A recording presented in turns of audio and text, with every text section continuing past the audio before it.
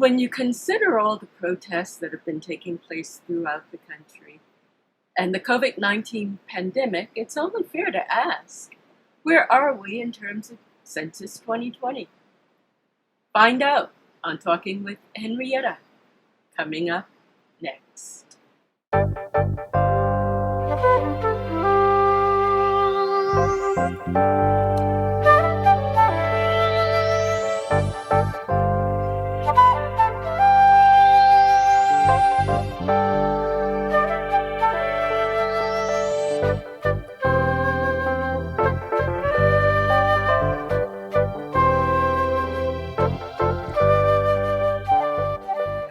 Hi, I'm Henrietta.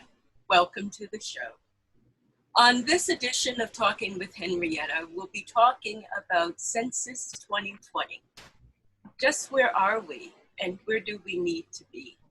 I have 5 guests with me this evening, and we'll have a very insightful conversation about what we need to know in terms of Census 2020. I have with me Ann Lay, Ama, Mariana Yamamoto, Stephanie Kim, and David Tucker. And I'm going to start with Ama, who will give a brief introduction of herself and share with you her last name that I don't want to mess up. Ama. Hi, my last name is Nyamiche. It is a commonly messed up last name, so no worries. And I am the very proud project manager of the California Black Census and Redistricting Hub, which is the organization overseeing Black outreach for the census throughout the state of California. So we are a coalition of 35 Black-led and Black-serving organizations. Thank you for having me. Yes, exactly. Ann Lay. Hello, my name is Ann Lay, and I am here representing Asian Americans Advancing Justice. We are a national affiliation, and I work for the affiliate that's based in San Francisco called the Asian Law Caucus. And my position there is to manage the 2020 statewide census work. I actually did this work in 2010, so I'm a bit of a census veteran. And I'm happy to join these new faces and old friends. Thank you. Great. Nothing like having veterans among us. Mariana? Hi, good evening, and thank you so much for having me on, Henrietta. My name is Mariana Yamamoto, and I'm the California Census Program Coordinator for Naleo Educational Fund. Naleo Educational Fund's mission is to facilitate the full Latino participation in the American political process, everything from citizenship to public service, and the 2020 census is one of the huge pieces of that. Our organization has been working in the census space for 30 years. So as an agency, this is our 3rd census. Well, this is my 1st census. So I'm really happy to be here to be talking about how we can make sure that we have a full and accurate count. Sure, great. David? Good evening, and thank you for the opportunity to share information around the census. Again, my name is David Tucker. I am the Regional Program Manager for Region 3 of the California Complete Count Office. Region 3 pretty much is the Bay Area counties. As well, I am the Northern California lead for the coastal cities, as well as Sacramento and Yolo County. And thirdly, I am the proud partner with AMA on California Call in overseeing the outreach to the African American community through the allocation of funds from the state of California to them. Thank you, David. Stephanie. Hi, thanks for having us on here, Henrietta. So my name is Stephanie Kim. I'm the Senior Director of Census 2020 at the United Way Bay Area. We are a nonprofit that activates individuals and organizations to break the cycle of poverty, and we were designated as one of 10 what is called an administrative community-based organization by the State of California Complete Count Office to coordinate census outreach across 7 counties in the Bay Area. So we are running a $3.5 million campaign to make sure that everyone is counted as they deserve and have a right to be in the 2020 census. Thanks. President Trump just signed an executive order this week that would exclude immigrants. Well, I should say those who are not here legally. And I'm wondering, why do you think his focus is on excluding people when the Constitution asks that everybody be counted? Thank you for that question, Henrietta. If you don't mind, I'm going to weigh in on this. So, you know, the president has, from the very beginning, had his mission to try to basically violate the Constitution. The Constitution actually requires that every person counts, regardless of citizenship status. But he, from the get-go, has tried to politicize the census by creating a climate of fear that would have a negative impact on immigrants' willingness to trust in the process and actually participate in the census. And actually, a lot of people might, you know, think that it's characterized, obviously, in many ways as a way to prevent undocumented folks from being counted. But if there was a citizenship question that had been on the form, it would have just asked, are you a citizen or not? And actually, there are a lot of people who are, you know, here as green card holders or legal permanent residents that also would have felt fearful of completing the census because, you know, they have these concerns that their benefits might be taken away or that they might have their green card taken away. There's a lot of this environment of fear that he has really stoked in his attempt to basically try to gain more political power for his party. And so I think that a lot of what we have to do as community organizers and advocates is make sure that, you know, the folks that are hard to count, they're already hard to count, right? But we want to make sure that they understand that this information the information they provide to the census is completely confidential, and the value that they can bring to the communities by participating is enormous. So it actually hurts our communities if they don't respond, and it benefits everybody if they do respond. So we really need to shift that narrative and make sure that people don't fall into the trap of the fear, but really, you know, this is not supposed to be a partisan effort, and we need to make sure that people are comfortable with that. And thank you, Anne. Now, I'd like to hear from the rest of you. Anne just now talked about how excluding various groups would enable him to have more power for his party. Now, some would think that by including everybody, he might have more power. Mm-hmm. So explain that logic, how exclusion would give his political party more power. So I could try and take a stab at this, and my colleagues on the screen here, please feel free to chime in. I wanted to clarify a few things about the memorandum that came out. So the purpose of it was to try to exclude undocumented people counted in the census from the final apportionment base. What that means is that process determines the number of representatives who are appointed to each state in Congress. So this is when you're thinking about who has the power, who has the representation to then push the policies that bring resources to our communities, that bring structures that help us to our communities. That's what this really boils down to. So because it impacts the way that power is distributed amongst communities, to use a scare tactic to exclude and discourage certain communities to get counted means that they will not receive the apportionment, the representation that they actually need and deserve by living in this community that will make its way to Congress. So throughout all of this, it's definitely a scare tactic. It's definitely unconstitutional, and it is being fought by many organizations, including the ones you see on this screen. And what we hope that our partners and our community members remember is that the Census Bureau has no information about undocumented immigrants in this country. So there is no way to pull off what they are trying to do here right now as it is. So that assumes that those who are undocumented and those who are members of ethnic groups don't live among supporters, people who would be supporters of the president.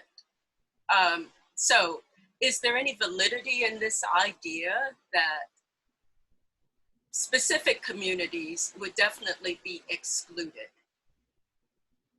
Let me just jump in. So I think one of the things that we we need to remember, and for those who might be listening and watching, on the current form, there is no question that asks whether you are a citizen or not. So absent, so as long as we understand that there is no question on the front end, they cannot get that information on the back end. Right. And as Stephanie and Ann has said, it's really more about trying to discourage certain groups to not participate while sending a message to others to participate. Mm-hmm. And so, we ought not get lost in the political gamesmanship, but really focus on the intention that by participating in the census, that you do have a voice. And if you agree, disagree with whomever's in office, the way you impact that is making sure that your voice is represented at the local level. And so that therefore you are, that your family unit, your community unit, your city unit, that you are able to structure that conversation to advance your needs, advance your wants, advance your influence. And so I think from the start, while yes, the president has done some things to discourage, I think we here on this panel, we've been talking the last few days, is really to stay focused on the fact that participating in the census is your right. In some respect, it is your duty. And even more important than that, it is your voice to make sure that the next person in office doesn't use it against you. Right. So and I'd love to actually, oh, sorry, go ahead. No, go on. I was going to say, I'd love to build on that point because I think that, roughly, a little over 200 years ago, Blacks were counted on the census as 3/5 of a human being, right? So this is not a new tactic of marginalizing and excluding people of color from the franchise of American democracy, right? And the only way to fight back against xenophobia, white supremacy, racism is to be counted, to say I exist, I have rights, I have a voice, I belong. And that is why this process of the census is so critical, because it's not just how we allocate resources and representation and funding as a nation, it is how we capture and document life. What is life? What does life look like in the United States of America? And so it's critical that we get in the count, we make our voices heard, we say we belong, we have a voice in this franchise that is our democracy. Well, it's interesting, Alma, you answered the question that I was about to ask you, because I was going to point out that you and David are focusing on increasing the representation, it seems, of African Americans in the census. And I'm wondering, Asians have not had the history that African Americans have, to a large degree, or I should say to some degree. So, Ed, why would you and Mariana, what would be the emphasis in terms of the Asian caucus, Asian American caucus? Well, so I know that Mariana can answer this question, but since she's speaking for NALEO, I will speak on behalf of the Asian American and Native Hawaiian Pacific Islander communities. We are, even though the Census Bureau groups Asian Americans all together and Native Hawaiian Pacific Islanders all together, there are opportunities for us to disaggregate that data. And we're an incredibly diverse community. So just from the operations for our census work this go around, we had translated materials into 16 different languages. And that's not even covering, and that's just the Asian languages. And that doesn't cover all of the ones that are needed, but those are the ones that we had the capacity to do. So if you think about that, it's really, really hard to, and I think if you talk to folks like my parents, for instance, they came over as refugees from Vietnam, they wouldn't necessarily identify as Asian. They identify as Viet refugees. And so creating that sense of Asian identity and cohesiveness really doesn't come across until maybe the second generation of folks that are here as immigrants, like myself. But I think if we look at our community as a whole, while there are a lot of things that distinguish us from each other, there are also a lot of things that, that connect us. We have shared history, we have shared immigration patterns, and we have a shared context of our experiences here, racialized as Asian Americans. And I won't speak on behalf of the Native Hawaiian and Pacific Islander communities because their experiences are very different from ours. And so therefore they have a different category for the work that they do. But you know, I think when you look at the political power that we could influence, we looked at elections from 2016. Unfortunately, I don't have any more recent data, but if you look at where Asian American communities are clustered in the state of California, we actually have the ability to influence the results of elections for at least for multiple districts across the state. And you know, as a result of the census from, I believe it was from 2010, we were actually able to create a district, a congressional district that is now being held by Congressmember Judy Chu. So, and that's an example of, you know, a good mix of Asian Americans and also other communities of color, primarily the Latinx communities, that came together in this particular district to vote in Judy Chu. But that's the kind of influence that we could have if we came together and if people actually paid attention to us as a cohesive voice. Sure, Mariana.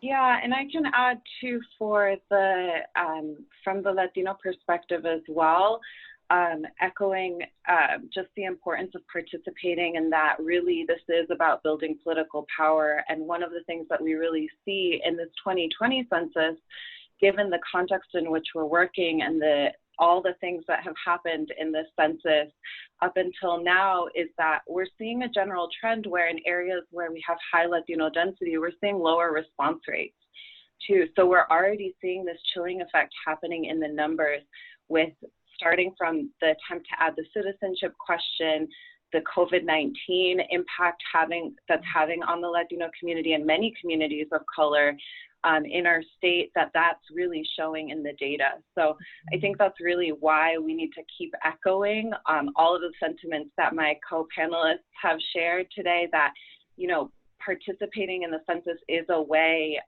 to have a voice in our democracy. And it's one of the pillars, right, of that our country was founded on. It's written in our Constitution.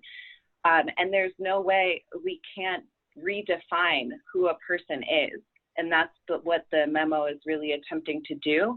But the Constitution is very, very clear that there are no exceptions when it comes to who a person is, and that we really need to be counting everyone, including, you know, men, women, everyone, children, young, old, regardless of race and regardless of immigration status. And there's no question about that.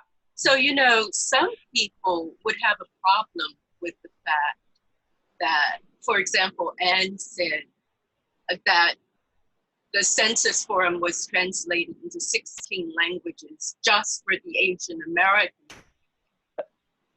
Sorry, just to on. correct. So the forms were actually only translated into Spanish, the paper form. And the Census Bureau had only translated community education materials into 5 Asian languages and I believe 7 other non-Asian languages. That's for, so we actually had to prepare community education materials in 16 different languages. Okay, now that just kind of highlights my question, that some people would have a problem with the fact that these materials are being translated into so many languages, when I won't say the language of America, some people would say speak English. So what would you say in terms of justifying all of these languages that are being used to communicate to people? So I would say that if we want to have people engaging in civic participation in this country, we have to meet people where they're at and provide people with the assistance that they need to fully and actively engage and be knowledgeable about what they're engaging in. So wouldn't there be demand that they speak English? That's the best way for them to participate? I would say that I would actually argue that a lot of new immigrants are more aware and familiar with U.S. history and civics than a lot of U.S. born people, because when you take the citizenship exam, you actually need to study all of these things. So I think that, you know, and these are folks that are actively contributing to the community. You know, they pay their taxes. They, you know, their income taxes and sales taxes, right? So they're, you know, they're contributing to the fabric of our society. They're contributing to the economy. And English is not the official language of this country. And I think if you look at other countries or other areas around the world, you know, you look at Europe and, you know, they prize, like they really, you know, prize the multiculturalism and multilingualism that, you know, people are able to speak multiple languages. And unfortunately, that's not something that is really valued here in this country. But I don't, you know, and it doesn't quite make any sense because, you know, people don't seem to have any problems with eating different foods from different countries, right? And so, you know, I think that this part of, you know, how we should think beyond white supremacy, basically. So you know that I'd like to add to that as well. Before you do, it reminds me of a joke. How can you tell an American? And the answer is, they speak only English. Now, that was some generations ago. Yes, Stephanie. Yeah. So, you know, to build upon that, you know, bringing us back to what the census actually is. The Census Bureau is a nonpartisan statistical agency. It's actually a really, you know, and I say that as a fellow nerd, it's a very nerdy bureau that is looking to collect an accurate portrait of this country so that they could use it, you know, from everything from public health research, which is exceedingly important right now to inform pandemic relief. They can't, you know, draw conclusions about what works in our communities or what the issues actually are unless they have that accurate sampling. It's informing what languages to put voter guides in. We, you know, pride ourselves in being a democracy in this country, and that means letting everyone participate. And so thinking about how to collect a good data set and that will enable participation of everyone inherently means for this diverse country to make everything as accessible in as many languages as possible. And to, as Anne mentioned, unfortunately, this has already been set up as sort of an inequitable process by only providing the census paper form in 2 languages, English and Spanish, and then the online and phone options in 13 languages. So it has been the insurmountable work done by community partners like Advancing Justice, like NALEO, to create all sorts of community education materials to make sure that what the census is actually translates culturally to resonate to certain communities who might have negative connotations of the census. When you think about immigrants and refugees coming to this country, some countries they fled from had terrible censuses that were used for terrible means. And so, you know, really making sure that information is accessible to people does involve and requires making it accessible in as many languages as possible. Well, when you talk about different languages and when you talk about making the census accessible, explain why right now, I think it's the first online census, and we can tell in terms of the educational situation in this country that many people, thousands, hundreds of thousands of people aren't active in terms of the internet, don't have access to the internet. So wouldn't that eliminate a lot of people from participating? Yeah, I can add to that. So yes, this is the first census where everyone has the option to respond online. In the past censuses, they've piloted an online option, but this is the first time that it's broadly available to everyone. And you're right that broadband access is a huge barrier to be able to have folks respond. And that's why it's really important that we are working together and working with various community-based organizations, community leaders, and trusted messengers who are able to share out the word on how to respond, right? And it's important to note that the internet option is not the only option, that we do have a phone option for folks that is available in other languages too. It's 13 languages that you can call in by phone, as well as the paper form that unfortunately is only available in English and Spanish, despite over 200 languages being spoken in California, that really that access is not there when it comes to the linguistic access. So I think it really points to this also group that we have here, that we're all working with various different coalitions, different member organizations, elected officials, faith leaders, because it really is an important opportunity to be able to communicate the census message in different forms and in different spaces as well, and making sure people know that it's not only internet, but we have all these other ways to respond to. Sure. Now, we've seen thus far the impact of COVID-19 on our communities, and we've also had protests. So let's talk about how we're doing in terms of the census right now. What do you find in terms of people's participation? Where do we stand in comparison to where we stood 10 years ago? David, what's going on in Sacramento? Okay, yes, we get that. Stephanie. Let's go to David first, and then you, Stephanie. Well, and Stephanie knows this because Stephanie has looked at these numbers upside down, inside out, in every which way. And so I will let her address it, but I would say that as a state, we continue to see challenges.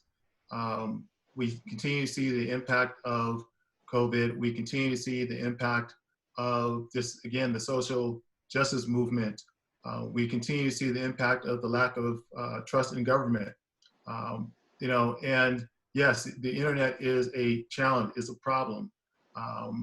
The inaccessibility to go to where you can find information out about the census is a problem. But I think in spite of all that, you have, again, assembled here organizations that are, working together. And I think that's one of the things that we need to keep in mind as well. One of the things the census has done, absent the response rate to date, it has brought together organizations that oftentimes don't work together. It has brought together in communities people across different blocks that didn't know each other. It has brought a sense of community within families, and really having dinner time conversations around now what the census means. Unfortunately, the census has become political, which has impacted the self-response, but it also has become empowering in some of our communities, especially for our historically undercounted communities, to really think about the census as, again, a tool, a vehicle that for the next 10 years, we now have an opportunity to present ourselves in a very cohesive and organized way. And so while we can talk about, yes, the state of California is ahead of the national score, which isn't much, we can talk about how within the Bay Area, and we have two counties in the Bay Area, San Mateo and Solano, who have exceeded their 2010 self-response rate. We can talk about San Francisco, who had in 2010 one of the highest in the nation self-response rates, but today is lagging almost by 10%. And so there's a lot that changed over 10 years. And so while we talk about the score itself, between 10 and 20, we also have to take in consideration what the landscape was, and that it's impacting the score. And so while, yes, and Stephanie now may hear me all the time, while I, yes, look at the numbers, the numbers don't tell the story about what really is happening in our streets. And at the end of the day, come October 31st, when the self-response window closes, for me at times it becomes what's left behind, because we have a lot of work to do between 2020 and 2030. How do we set ourselves up to ensure that the next time around, when we have these discussions, we are talking from a point of, hey, 2020 was a great year, we did some great stuff, as opposed to, man, 2020 was just like 2010, which was like 1990. We made some advancements, but we never really got anywhere. So I'll just turn over to Stephanie because she just crunched some numbers recently to kind of give a real picture. So Stephanie, David just now said the numbers don't give the whole picture. So what picture, from your perspective, do the numbers give? Yeah, well, the numbers do give good perspective. I want to give credit to how much we are able to do because we have so much data to work with this time around. That is something that is really unique and special to the census. But as David mentioned, 2010 to 2020, it's not even apples and oranges anymore. It's like apples and broccoli or something in a different universe. There's just so many things that are different. And now when we're looking at this new timeline that we're on, there is no historical precedence for census response rates for July 23rd, because, well, while there was, the census actually was originally scheduled to wrap up on the 31st of this month. And what we are now seeing instead is that after the end of this month, the Census Bureau is going to finally prepare to send census takers to go knock on people's doors and get that response rate all the way up to 100. So as David mentioned, if we look back at 2010, the state of California, our final self-response rate, it was 68%. And what that means is that out of 100 houses in 100 addresses in the address file that were sent a census invitation, 68 of them responded on their own by mailing in their response. In this situation, it'd be they went online or they called the Bureau or they mailed in their form. And that means that 32 of those houses received a knock on the door to get that response up to 100.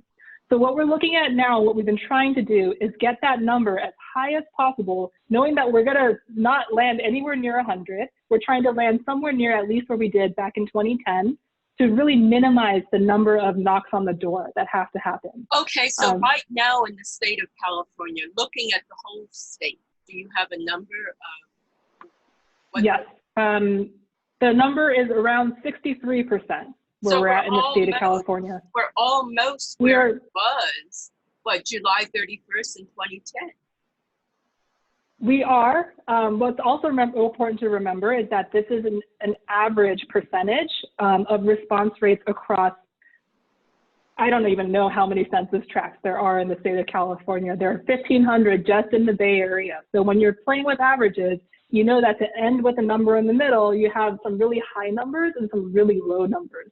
So this is where David was saying that there's so much more behind the numbers in that in the Bay Area, for instance, there are communities where out of 10 houses, 8 of them have responded on their own. You know, they have no problem taking the census, going online, it took them 3 minutes and it was done. They speak fluent English, etc. And then there are other neighborhoods where it's more like 4 or 5 out of 10 houses have responded. So the response rate, while in the Bay Area is really high, we're actually, I believe, collectively 69%. So we're way higher than the state, and we actually surpassed already the state of California's response rate in 2010. We have to look for the communities where their response rate is still in the 40s, and we have to find those and bring those up because those are the communities who have already been marginalized and have the highest risk of being further marginalized by being left out of the census again for the next 10 years. Okay, so Stephanie, let's save a few more statistics that you might have. I would like to go to Amma right now to follow up on the fact that David said, he mentioned some of the good things that were coming out of the census. He said it's been empowering, it's brought families together, it's brought various groups in the community together. Are you finding that to be the case? And is it something that can be amplified as you go forward in terms of encouraging people to respond to the census? Yeah, absolutely. I mean, I think there are 3 things I'd really want to say to that point. The first is I applaud the state of California for making an unprecedented investment in our hardest to count communities, deploying a trusted messenger approach, which is all the organizations that we proudly work with and represent to go out into our communities, knock on doors when we could knock on doors, contact people via phone, check in on them. How are you doing in this shelter in place moment? Let me talk to you about the census, right? That is a tremendous show of love and care for our state. and that is unique love and care. I'm glad for that investment. It speaks to the values of California because we are a diverse state, right? And so I want to applaud that first and foremost. And I want to boldly say our response rates would be so much lower than our national average if we had not gotten out early with community organizations, reaching out, deploying messages that resonate with our communities, and encouraging them to make their voices heard on the census and dispelling myths, right? The census has had challenge upon challenge piled upon it that everybody has spoken to, right?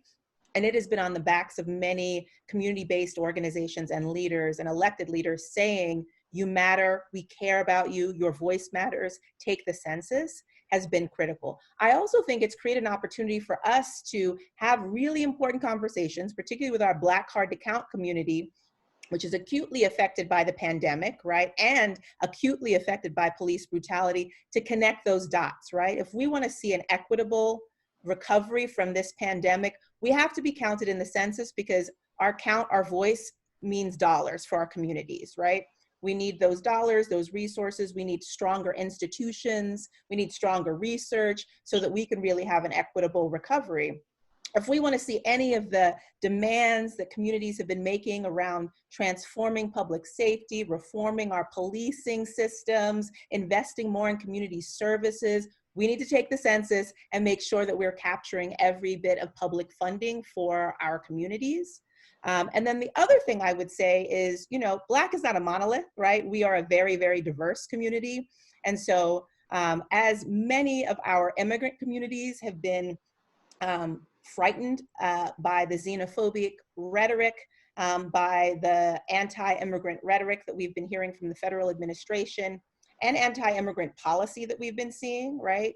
Many people don't know this, but California is home to one of the nation's largest Black immigrant communities. I myself am a second-generation Black immigrant, daughter of Jamaican and Ghanaian parents. And so those concerns affect us very much, right? And so it is critical that we are talking to our community from a variety of angles. We're talking to our African immigrant community, we're talking to our Caribbean immigrant community, we're talking to our Latinx and Black community about the importance of the census and dispelling those myths. And the best way to dispel those myths is by making sure people who look like you, who represent you, who come from your communities are having these conversations. And that can only happen when you have community leaders and community organizations on the ground, on the phone, having those dialogues. Well, you all, I have to say, are very, very optimistic of the consequences, of the results of everyone's participation in the census.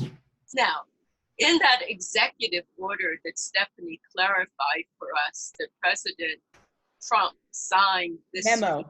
Yes. His memo. It's right. His executive. Yeah, it's technically a memo, not an executive order. Forgive me. Part of the fear tactics, right? Well, I don't want to make it more than what it is. So in his executive memo, he stated how the results of the census will come to him.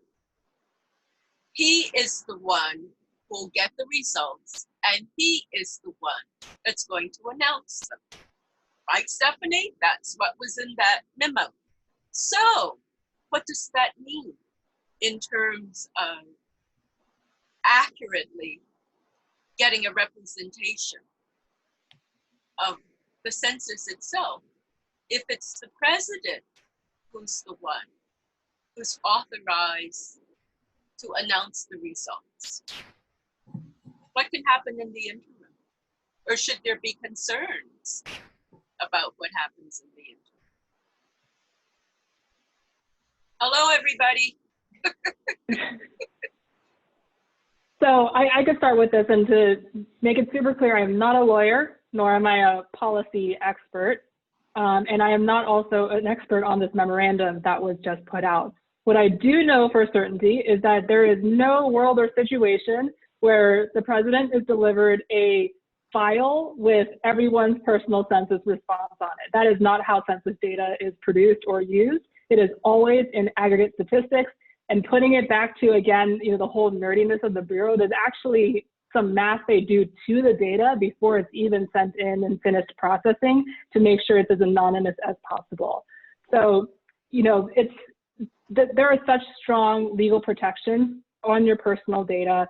And when we're saying personal information, those of us who have taken the census have seen it's 9 questions like your birthday, your race and ethnicity, whether you rent or own your house. There's nothing about your citizenship status. There's nothing about whether you're a documented or undocumented immigrant. There's nothing about where you work or how much money you make or what's your social security number. None of that is there. So that general information is sent in aggregate, and that's what the Census Bureau has. There is absolutely no way they could send it to any government agency, whether it's DHS or ICE or the local police department or housing enforcement or your landlord or your employer. It is protected by extremely strong laws, so no one is able to see that information. And I cannot emphasize that enough. Regardless of what the president may say on what he thinks he can do with the data, it's simply not true. Well, my concern... Let me also add to that, and I don't know if, we're probably going to say the same thing. So, so the way the process was that, if the census were to end at the end of this month, and then they do their back end checking to make sure that it's accurate and so forth, the Bureau then sends the data over to the White House. Well, that was supposed to occur in December. Because this is now a elongated process, that information technically won't go to the president or to the White House until after January. And right now there's efforts to, not submit that information until April. So if anything, depending on the outcome of this next election, this particular president may not be the one who actually gets that raw data. So again, I think as we, as you put the information out there, I think people need to be recognizing there are steps that need to be met in order before it even gets finalized. And the timing of all this is also something that people need to recognize. So again, not necessarily wanting to talk about the what ifs. The fact is that this information may not go to the White House until sometime in 2021, and it could be someone else sitting in that office. And then again, too, Congress has other ways to ensure the privacy of it. Well, my concern with the question, before you answer, Mariana, my concern with the question was not individual privacy. My concern in terms of the question was the actual numbers. Because if the data goes to the president in terms of how many millions of people there are and how many in each particular district, we've already seen how voting information has been skewed. So what protections are there that the actual figures themselves, not the individual data in terms of individuals, but the aggregate numbers, that somehow they would not be either minimized or enlarged for specific areas of the country that would give some more representation than they would be entitled to and others less representation, just based on the numbers alone. I can add to what both Stephanie and David had shared. And I want to be really clear that the 14th Amendment of the Constitution actually makes it very clear that the persons who are counted in the census, it's persons being counted for the purposes of apportionment, right? And this policy memo that was issued by the Trump administration is asking the Census Bureau to cook the numbers. It's asking them to manipulate the numbers after the census has been finished. However, policy memorandum like this one can't change the US Constitution. Right. And it's actually in the power of the US Senate and the House of Representatives from their approval that any change to the Constitution can be made. So I want to make it really clear that it is very, very clearly written in the Constitution that we can't redefine who a person is, and there's no there's no like lack of clarity when it comes to that language. And this, you know, this manipulation of the data that would occur would have to be done using data estimates that aren't accurate when trying to extrapolate how many undocumented people are living in the US and are living in each of the states. That data is not accurate and all have to be done by estimate. So it's from our perspective and from the Educational Fund's perspective that it's really, it's going to be cooking the numbers for partisan benefits. So you and know. So we want to, yeah. No, go on, please finish your sentence. Oh, I just want to make it very clear that the census is for everyone to be counted, and that this isn't changing the operations of the census at all, and that people's privacy is going to continue to be protected, and that people's participation is still very important for the purposes of making sure that resources come to the community and making sure that we have a voice in our democratic system.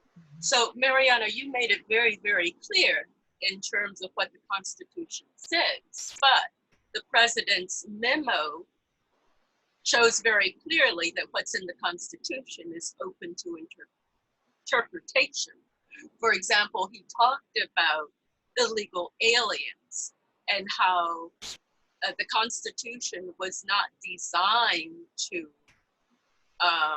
register people, so to speak, who might not be in this country permanently, who might be visitors, and his words, illegal aliens also, right, which gives him the opportunity to apply the status that those words, illegal aliens to undocumented immigrants. So that memo suggests to me that what's in the Constitution is up to interpretation, depends on who wants to interpret it. And so I would say that any legal scholar would see that what the position that the Trump administration is taking in the memo is unconstitutional on its face. And I think it's also very evident that this is a partisan attempt it's a power grab, right, or an attempt for that. And I think it's also an attempt to make us scurry around, right? It's causing a lot of grief and anxiety for a lot of us. Now we have yet another. We thought that we were successful in preventing the citizenship question from being on the census form, right? Now he's making us at the very last minute scurry around yet again. So I think that this is clearly a distraction and clearly an attempt to to cater to his base. They love hearing the anti-immigrant rhetoric.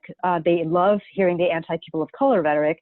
So he can cover his bases with what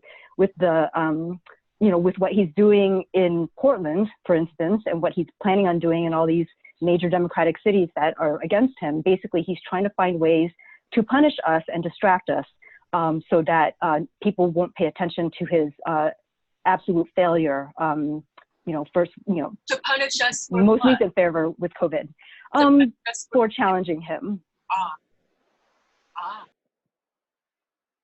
Punish all of the people who are not part of his base. Yes. So when we look at Census 2020 now, and Stephanie said that comparing it to 2010 is like apples and broccoli, where they're not comparable. What new things or what things now going forward, what type of activities will you attempt to emphasize to convince all of those people who might be sitting on the fence, who might be afraid to submit their forms? What now needs to be done? It's going to look different for every community. Every community has their own legitimate hesitations around taking the census. And at this point, we're pretty sure that we've sent the message out far and wide across the corners of California. Given the pandemic, we had to do a lot of it virtually, which was a limitation, especially for people who are not, as connected to the internet, or who maybe have some language access issues or other physical ability that would prevent them from hearing those messages. So we are continuing to try and think through other creative ways to reach them. I mean, today I'm sorting out an aerial banner that says "Hágase contar" and puts the census website on it. That's going to fly over all the low responding Spanish speaking tracts in the Bay Area. And that's something that's not off the table right now, because we needed either people where we need to really hit them with the message as many times as possible. And, you know, I'm not going to speak for my colleagues here who are doing a lot more targeted work to their specific communities. I think it's interesting, you know, when you look at the state, when you look at the United Way, we have to have a big umbrella sort of approach to reaching as many people as possible with the message. But we are focusing hard on uplifting also the unique and tailored messages that our partners have come up with. I think My Black Counts is so powerful, especially in this moment that we're in. And it's something that not just Black folks should, well, you know, of course, Black folks are the only ones who say My Black Counts, but that everyone can say that Black Lives Matter, and it's a very important thing to say in the context of the census. So we are trying to reach across and, you know, be as creative as possible, but let me turn it over to Anna, Mariana, and Ama to share about the more unique ways we're reaching folks. Yes, I was going to call on them in following up on your comments to talk about these specific messages tailored to individual communities. So Stephanie, thanks for that question. You beat me to it. So Mariana and Ama. Yeah, so I can definitely chime in. So our anthem is My Black Counts. We say it on everything. That they anchor all of our conversations that we have with communities via phone. Our digital advertising campaign, where we are targeting specific hard to count regions that are showing lower response rates, with targeted advertisements about the census and why their Black needs to count. So what does that mean exactly? My Black Counts. What's Yeah, it that means message? Well, the hope is that it forces people to ask that exact question. What does that mean, My Black Counts, right? And what it means is your children, your families, your communities, your churches, your community-based organizations, your schools, they all count, right? Our Black community counts. We have a history of being undercounted, both legally undercounted and then being undercounted in terms of just our response rates to the census. And we have to be counted. We have to be in the count. We have to make our voices and our communities heard, because big decisions about resources, funding, services are determined based on census counts, right? So that is our anthem. We also want to make sure that that message is being deployed in this moment when our hardest of hard to count folks are coming out to get services, right? Whether it is food, whether it is shelters. You know, our Black community, we are roughly 7% of the population in California. We are 40% of the homeless population in our state, right? So in those moments when folks are reaching out for services, making sure to talk to them about the census, and that this service that they're accessing is made possible because of census funding, public funding, right? Whether it's food you're grabbing at your grab and go center at LAUSD or whatever other school district you go to, that is an opportunity to talk about public funding and how those decisions are made. The other important piece about having these conversations is making sure that we're not just tapping into community voices on the ground, sort of using peer-to-peer texting and, you know, making sure your auntie is getting that message from that person that will resonate with her, but also that our elected leaders are using their platforms. And so we have gotten several Black elected leaders, from Congresswoman Kamala Harris to California legislator and chair of the Black Legislative Caucus, Dr. Shirley Weber, to talk about and endorse My Black Counts and commit to using their platforms to convey that message. We need all hands on deck, everybody, whatever social media account, whatever conversation. I was telling David, there's not a conversation people should be having that doesn't connect to the census. If you're talking about the pandemic, if you're talking about Black Lives Matter, if you're talking about schools and what are we going to do with virtual learning and instruction, all of that connects to public funding, resources, and institutions, and is an opportunity to talk about taking the census, which is really quick and easy to take and safe and confidential. Sure. Now, Mariana, and we've heard about some of the creative ways that My Black Count is being used. Let's talk about in some of the other communities, Asian and Latino. What creative? Sure, I can talk. I can share specifically about how NALO Educational Fund has been working with the Latino communities, and really our slogan for our campaign is Hágase Contar, which you can see the logo on this side over here. And in Spanish, Hágase Contar means make yourself count, and we actually have a sub-campaign called Hazme Contar, which means make me count from the perspective of a child. And the reason we have a specific sub-campaign for young children is because in 2010 we saw a net undercount of 1 million children ages 0 to 5, 400,000 of which were Latino children.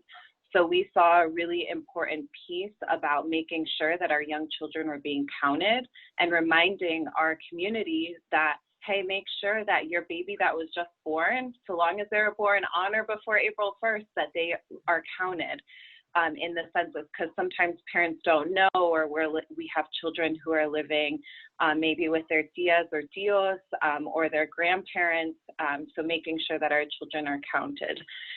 Some of the things that we've been working on is really, as we've shifted into this digital space because of COVID-19, what we've really been working on is making sure that our communities are informed about the changes that have happened with census operations in response to the pandemic, as well as making sure people know how to get counted.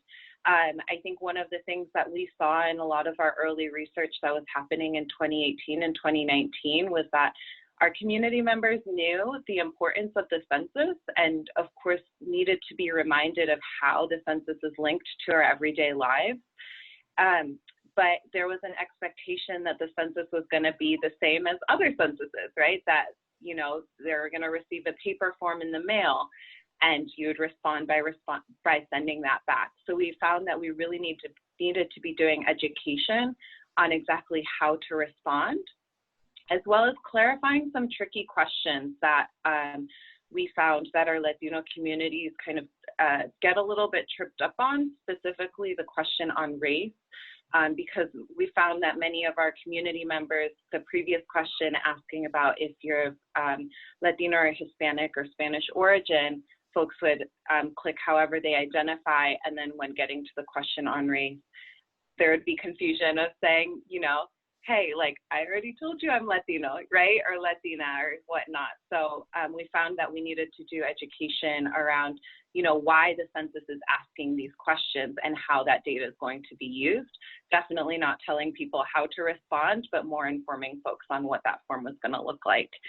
And really making sure that we were sharing these messages of, you know, community empowerment, of public funding, that it is safe and it's required and it's convenient to respond.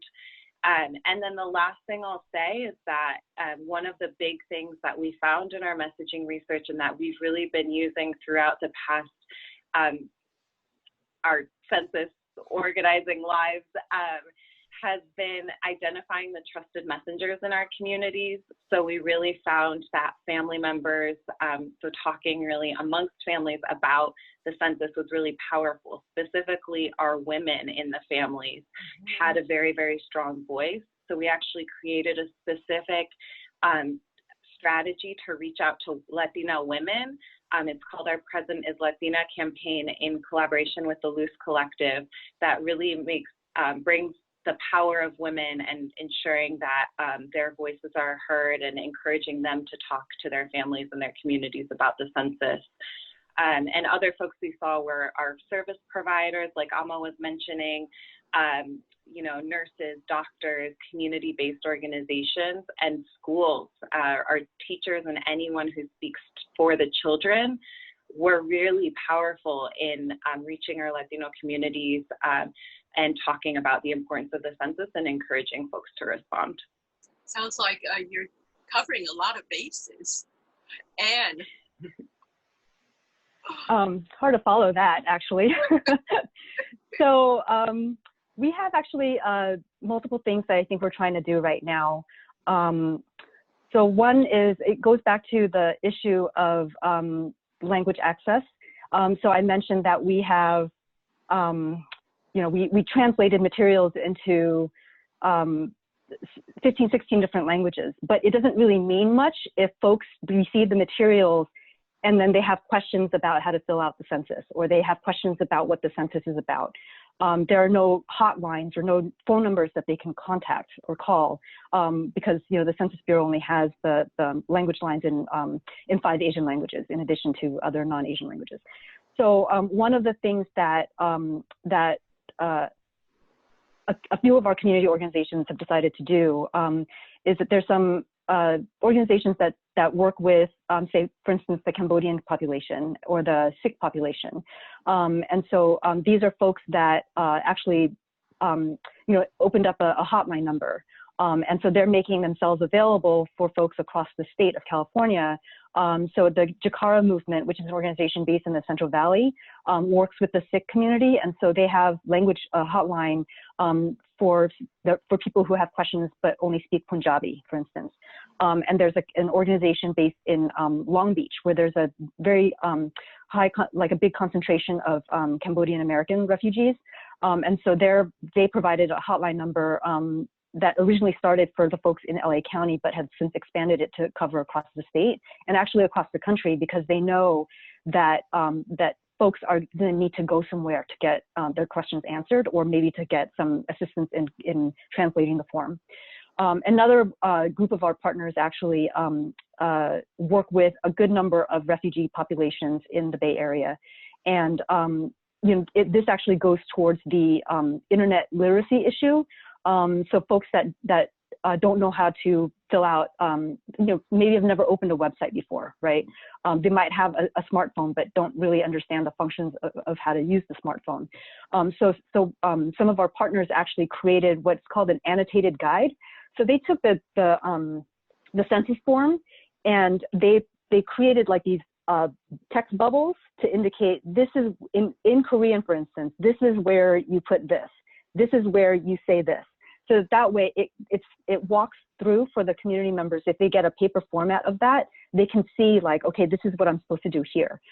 There's also a version of that to show people how to fill out the forms using their mobile device in the same way. So these step-by-step guides, right? So I think that helps to address some of the technical issues of completing their forms. And then now that we have, a third thing that we're doing that I would say that I would like to uplift is that, we get response rates now, or we've been getting response rates based off, down to the level of census tracts. And so from these census tracts, we have folks that do a lot of the demographic research work, and they identified the languages that are likely spoken in those census tracts. So there are, I can speak about some of the tracts in LA County. So LA Chinatown is, there's high concentrations of both Asians and Latinos. So some of these census tracts actually, at least one of the census tracts has maybe 50% Chinese speakers and 50% Spanish speakers.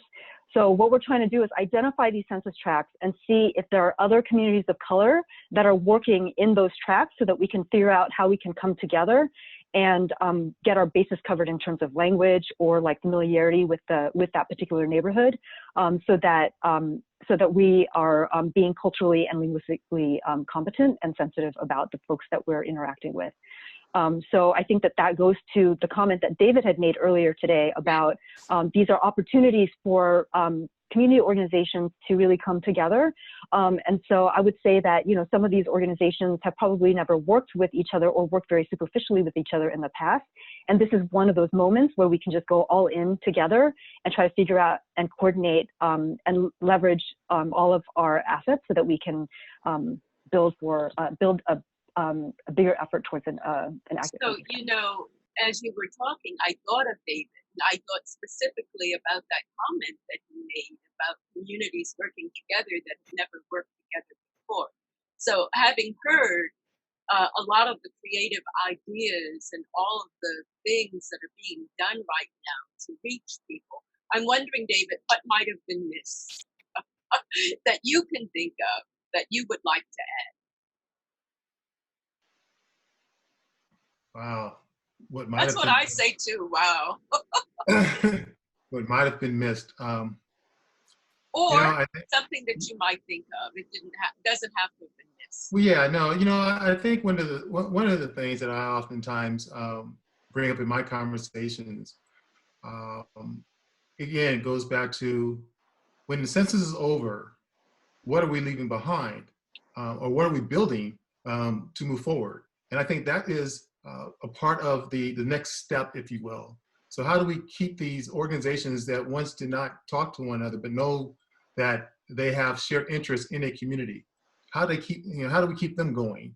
How do we ensure that the concerns about the lack of trust in government, that yes, there is some validity and truth to what's happening with this administration. That's not the way it always is and always should be. And so we got to continue to break down those barriers, but also we need to just educate people about the political process. And again, the census is one of those tools to help educate around all things that impacts your life. We just had to submit for those who had to pay taxes on July 15th, they had to send it back. Deedis Katagi, the director of the Census, California Census Office, always says, the census is that one time that you just sent people complain all day that you had to send in taxes. Well, guess what? This is your time to now get your money that you just sent back to Washington, D.C. back. And so when people talk about, oh, this is our money, no, this is our community money. This is your money that you bring back, that you paid your taxes for. And so it's not necessarily what we miss. It's what are we building for the future? Because, in 2030, I know for me, I will fit a couple of categories. I won't say I'll be a super senior, but I'll be a senior. I'll be African-American, I'll be African-American male. So in 2030, I will be one of those historically undercounted individuals. So how do we make sure that when I reach that age in 2030, that others who are coming along the way continue to be active and engaged, and so we continue to bring folks along the way so that the resources are made available and accessible for all the greater good that we know it can be. So, as we talk, it reminded me of several things. For example, going back to this idea of communities working together. When you throw in the idea of resources, what you find sometimes is that communities groups begin fighting amongst themselves for the crumbs. So we're talking about collaboration, but how do you then, when the resources come in, keep people collaborating and not fearful that resources are limited and therefore it's you or me? And also, speaking of the resources, given the pandemic, given all of the money that is being written that now is supposed to get to small businesses, supposed to get to individual families, the stimulus checks, will all the money be there that we're talking about that should flow from the census? I can imagine government officials saying, we don't have the money now to do this. Yes, your community is entitled to such and such, but the Treasury doesn't have in it what should be in it. We have a booming, federal deficit. So speak about the crumbs and communities fighting amongst themselves for the crumbs and the crumbs that might only be there. No, I'll just say this, because, and this is, I have to be careful how I say this since I am representing the state. I should probably take the Census for All and speak from a person. So, and this is where I think the challenge becomes in some of our communities. We wouldn't be fighting for crumbs if we had the information to bring in adequate resources. which is the census. The reason why we have crumbs in some of our communities is because our community has been undercounted. And so they don't have the ability to bring in the proper resources. They don't have the ability to look at where, in certain communities that weren't counted in the past that may have grown up, well, now they're not eligible. We have philanthropic organizations that come into communities, but what do? They use census information and data to help form and shape some of their policies or shape some of their grants. We have businesses that are developing, and they come to a community and they want to know, well, hey, where's the buying power? And if you don't get counted in the census, your community, your block, your neighborhood could be not identified as a place where a business may want to go. And so while we may want to discuss around, the crumbs, I like to think that, how do we make sure that we bring the necessary resources back to our community to address those issues that we need to address? And if organizations come together and they realize that we're all in this together, we're not talking about crumbs, we're talking about policy. We're not talking about crumbs, we're talking about how we make sure that we band together. We're talking about how we lock arms together to move issues. And money oftentimes becomes, yes, if you put money first, you won't go anywhere. But if you put your thoughts first, you can figure out how to get the money.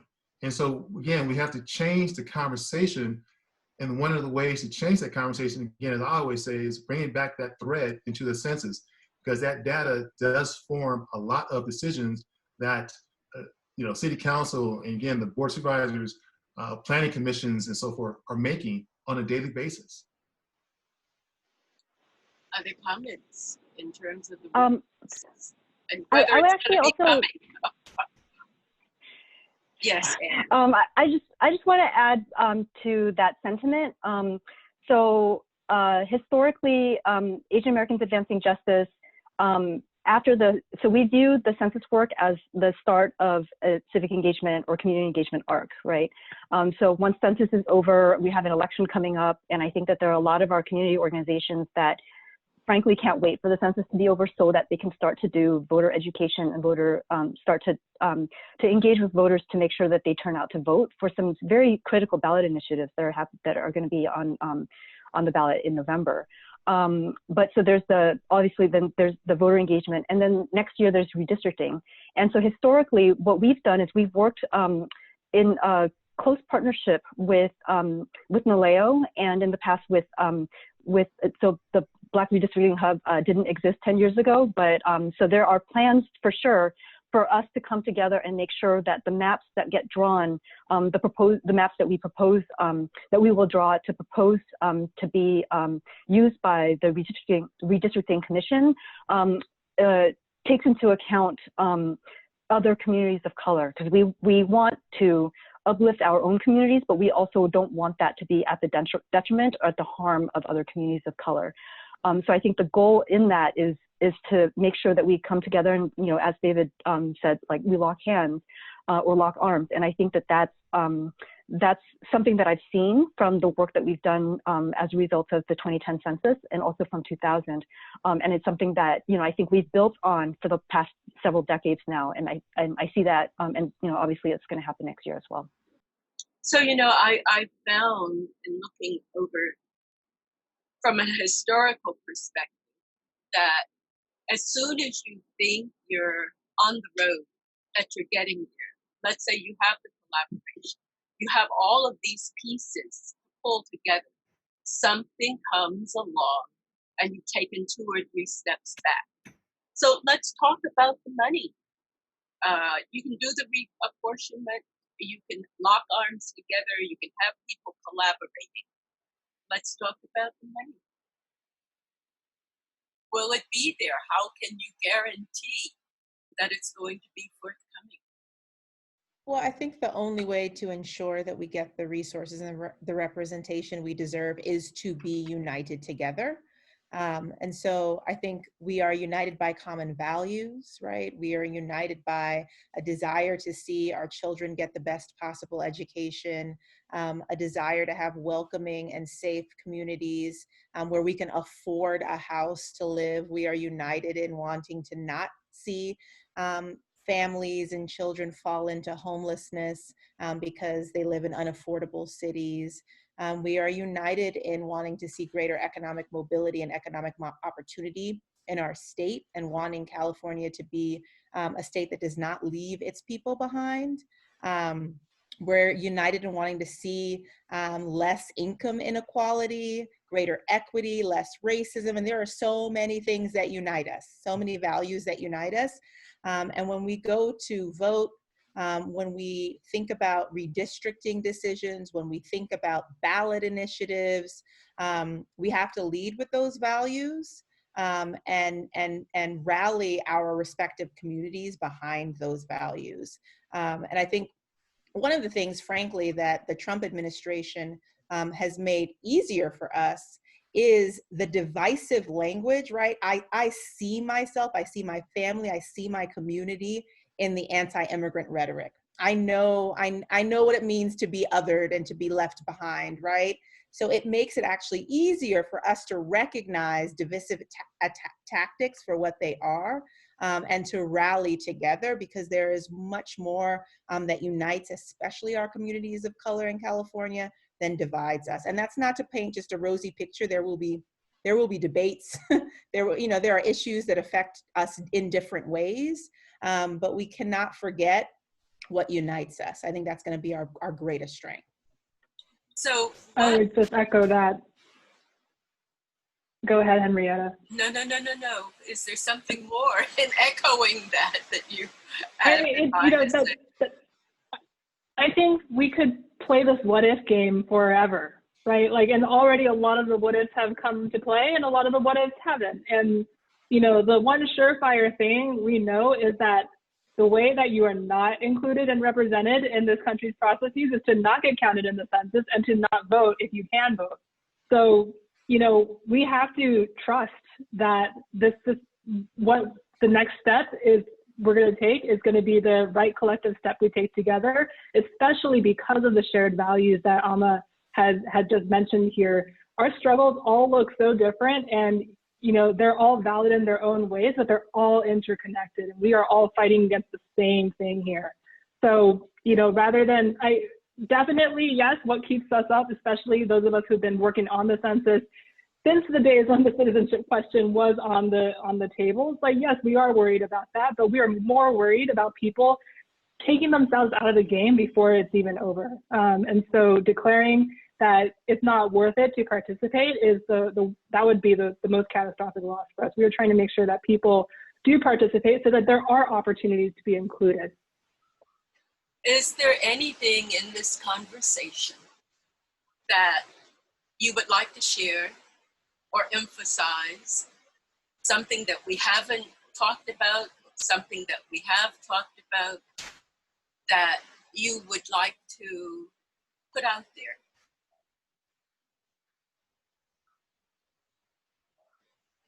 You mean you've said everything you can think to say? We did cover a lot. Yes, we did cover a lot. And now for the final words. Can we recap real quick? I know we talked a lot about, theory and statistics and what ifs and what's happening. I just would love our viewers to remember that at the end of the day, it's 9 questions. It's safe, it's easy, it's confidential.